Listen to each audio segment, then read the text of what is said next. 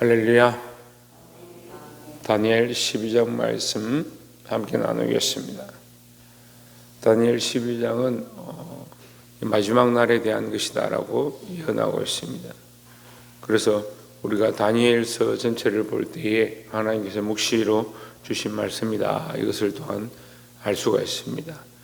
12장 1절에 그때 내 민족을 호위하는 큰 군주 미가엘이 일어날 것이요 또 환란이 있으리니 이는 개국 이래로 그때까지 없던 환란일 것이며 그때 내 백성 중 책에 기록된 모든 자가 구원을 받을 것이라 했습니다. 내 큰 군주 미가엘이다. 사실은 이 사람들에게, 이스라엘 백성이나 다니엘에게 미가엘은 아무 관계가 없습니다. 그들의 군사나 대장들이나 이름이 미가엘이라는 사람이 없습니다. 근데 여기 큰 군주고 큰 군사인 미가엘이 너희를 위해 싸운다, 너희 군주가 된다, 그가 일어난다, 이렇게 얘기를 하는데, 결국 이제 미가엘이 일어난다는 말은 반대로 하면요, 큰 환란이 있다, 이렇게 보시면 돼요. 큰 환란과 고난이 닥치고 세상에 어려움이 닥치니까 믿는 사람들이 그 어려움 가운데 괴로워하고 마지막 때에 시험에 들고 인내와 환란과 연단을 당하는 그때, 그러면 반대로 영적 싸움이 일어나는 거죠. 우리가 믿음을 지키고 내 안에 내적 갈등과 그리스도의 길을 가고자 할 때에 우리를 위하여 싸우시는 이가 있다. 우리를 위하여, 오늘날 우리는 이제 그리스도다 이렇게 하지만 사실 그리스도 편에 선 영적 전쟁하는 자 미가엘이죠. 천군 천사다, 이렇게 천사장이다, 이렇게 볼 수가 있습니다. 그래서 우리의 인생은요, 영적 싸움 가운데 있다. 우리가 연약해서 육체의 일을 자꾸 도모할 뿐이지 사실은 영적인 싸움을 싸워야 하고 영적인 분별력들을 가져야 한다라는 겁니다. 2절에 땅의 티끌 가운데에서 자는 자 중에서 많은 사람이 깨어나 영생을 받는 자가 있겠고 수치를 당하여서 영원히 부끄러움을 당할 자도 있을 것이며 했습니다. 이거 다니엘서잖아요. 지금 다니엘 기원전 6세기경 BC 600년경에 살았던 사람이 바벨론에 끌려가서 지금 포로되어 있다가 하나님의 은혜로 총리의 일을 하고 있는데 이스라엘의 회복, 돌아가서 그 예루살렘 새 성전을 다시 재건축할 그것을 꿈꾸고 있는데 갑자기 뭐라고 하냐, 땅의 티끌 가운데서 자는 자 중에서 많은 사람이 깨어나 영생을 받는 자도 있겠고 수치를 당하여서 영원히 부끄러움을 당할 자도 있을 것이며 했습니다. 아주 다분히 신약적 표현이죠. 이것은 구약적 표현이 아니라 신약적 표현이죠. 그럼 무슨 말이냐, 이 다니엘서의 묵시가 제가 말씀드렸지만 그 당시에 이스라엘 백성에게, 다니엘을 통해서 이스라엘 백성에게 다시 회복할 예루살렘, 그들이 다시 돌아가서 그들의 고향으로 다시 돌아가게 될 그 꿈을 보여주기도 하지만 장래에 일어날 그리스도께서 다시 오셔서 예수님이 오시는데 다시 오셔서 재림하셔서 영원한 부활로 다시 살아나게 될 그 모습을 이 계시록의 말씀처럼 똑같이 표현하고 있는 겁니다. 티끌 가운데 자는 자, 이게 세상에 죽어서 먼지가 되어진 자, 이렇게 말할 수 있겠죠. 땅에서 흙으로 돌아간 자들, 그들이 어떻게 되냐, 깨어난다. 마지막 때 깨어난다. 영생을 얻고 영생을 받는 자도 있겠고, 살아나지만 수치를 당하여서 영원히 부끄러움을 당할 자도 있을 것이며 했습니다. 우리가 알고 있는 영원한 구원의 부활로, 영생의 부활로, 또 영벌의 부활로, 살아나는데 영원히 부끄러움 당하고 심판을 받는 모습으로 살아난다, 이것을 정확하게 표현하고 있습니다. 3절에 지혜 있는 자는 궁창의 빛과 같이 빛날 것이요 많은 사람을 옳은 대로 돌아오게 하는 자는 별과 같이 영원토록 빛나리라 했습니다. 여러분, 이 소망을 가지십시오. 우리가 영생을 얻되 빛과 같이, 별과 같이 영원토록 빛날 줄 믿습니다. 그래서 이 소망을 가지고, 그럼 가장 큰 빛과 가장 큰 별은 누구냐? 하나님, 예수 그리스도죠. 그러니까 우리는 그 예수 그리스도를 따라서 우리도 또한 별과 빛이 되기를 원한다라는 거죠.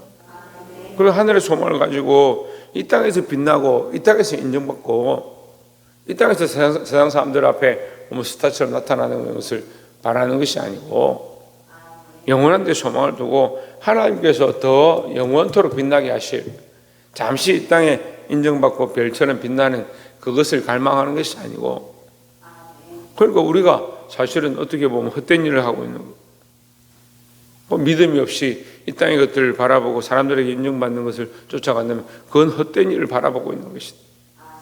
우리는 이 헛된 일, 잠시 있다가 사라질 일들을 바라보는 것이 아니고 영원한 하나님 나라를 꿈꾸고 영원한 하나님 나라를 소망한다라는 거죠. 그러니까 잠시 빛나는 게 아니라 영원히 빛나고 영원히 꺼지지 아니할 그 하나님 나라의 영광을 얻게 될 줄 믿습니다.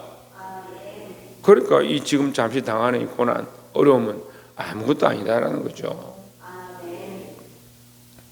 4절에 이 다니엘이 잘 이해를 못하니까 다니엘에게 설명하죠. 다니엘아, 마지막 때까지 이 말을 간수하고 그 이 글을 봉합하라. 많은 사람이 빨리 왕래하며 지식이 더하리라. 마지막 때가 되면 빨라지고 사람들이 지식이 더하는 그런 때가 올 것이다 라는 거죠.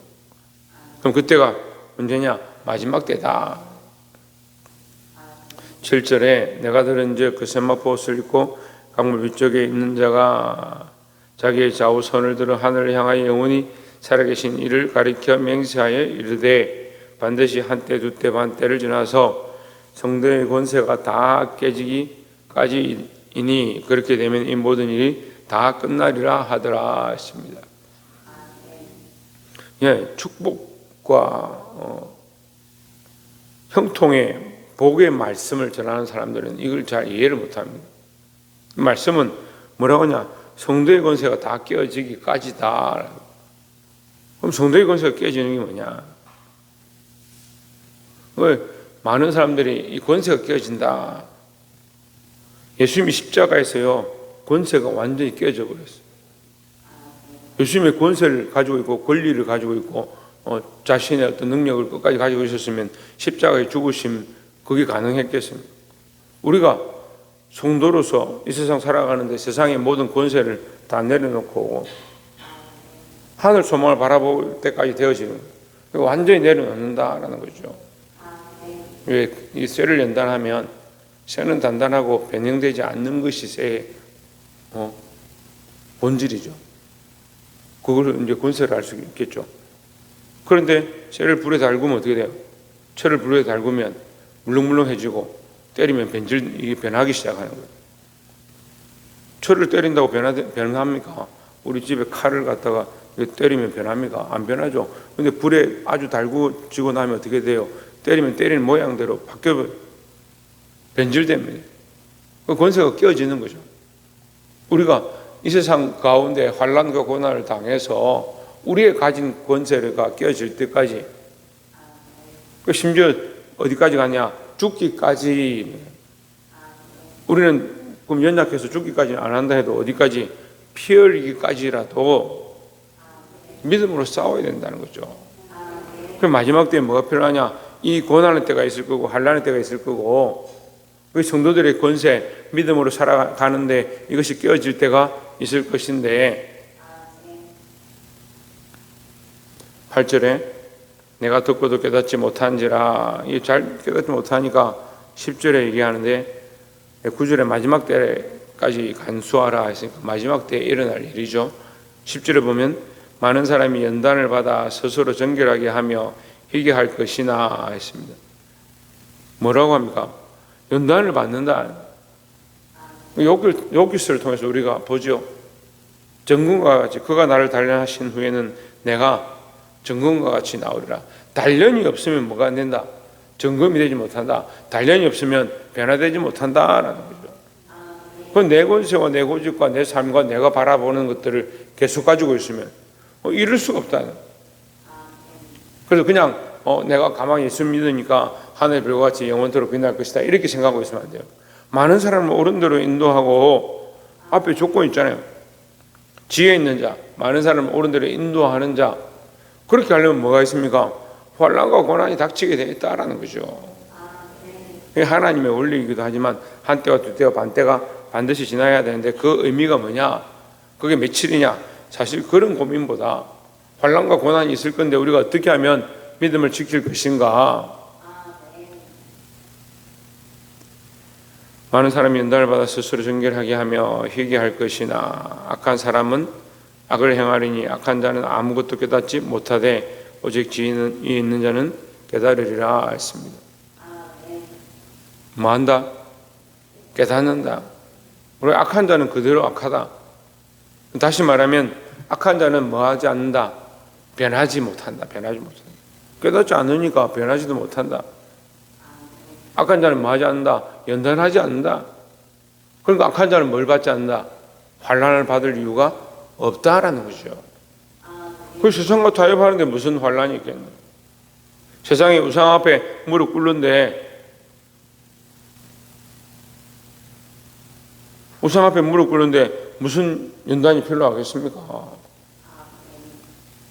그러니까 우리가 정신을 차리고 하나님 말씀 앞에 깨어 있어야 될 줄 믿습니다. 마지막으로 13절에 너는 가서 마지막을 기다리라.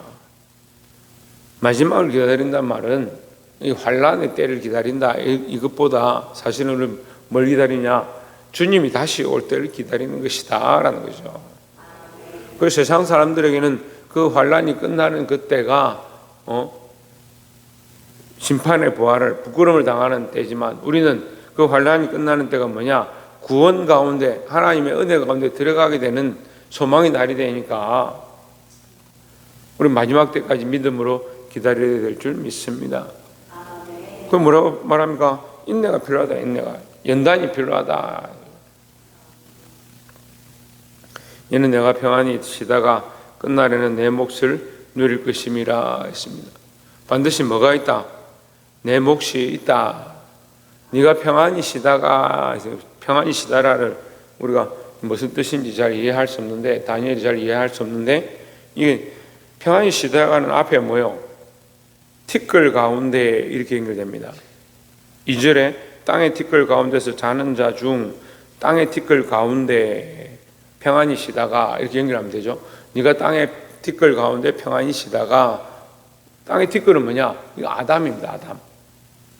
아담이 뜻이 흙이요. 왜? 인간은 어디로 돌아가냐?